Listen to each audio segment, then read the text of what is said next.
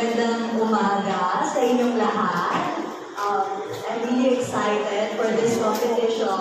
It will be my first time in Europe. So, being in Poland, I'm really excited. I'm very prepared. So, I hope you support us, guys. We feel and know that you are very prepared to bring home the crown for the Philippines. Alethea. Okay. Here. Sa akin po sa Kahit na.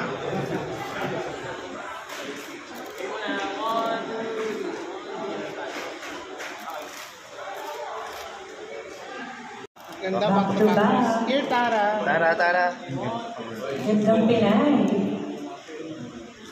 Tara here. Yes.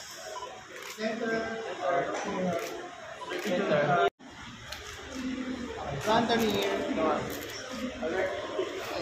Ay, iba sa outfit.